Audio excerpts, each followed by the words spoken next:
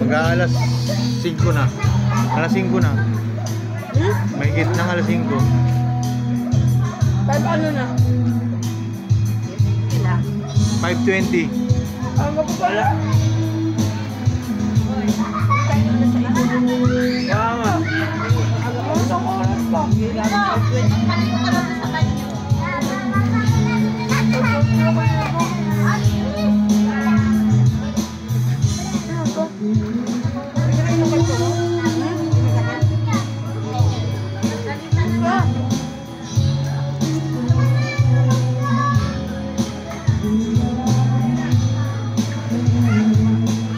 May bote ulit po.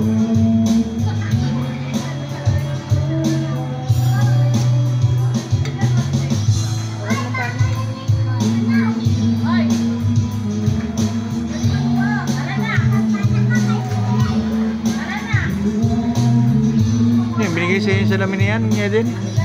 May Elsa to. Saan iwanan ka kanina? Nandun lang, natik na mga bakal. Oh. Binigay ko sa kanya, nag-alnaw. Andun na naman, iniwan naman din sa CR. Saan ka nag-iyama? Naligo ka? Akala ko sabi. Pwede ka rin doon, anak. Magandang ano doon, shower.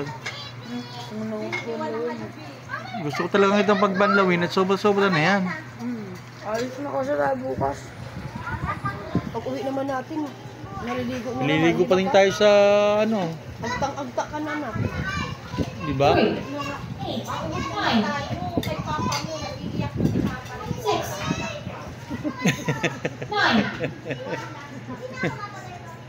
Sabi mo nag-iiyak pa si Papa Ricky mo. Iiyak na talaga yun. Walang kasama sa bahay.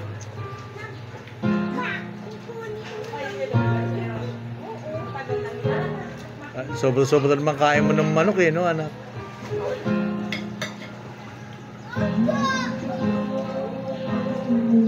Sulit naman, anak, yung 2 araw na hindi walang kain eh, no?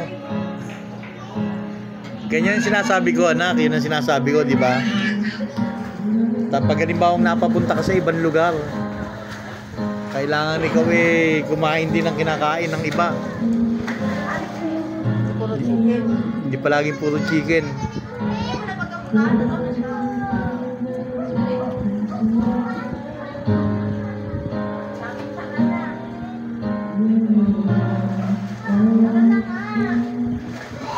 yung pata? Kinakain mo? Pata? Chicken din niya kinakain mo? Hindi, yung ano?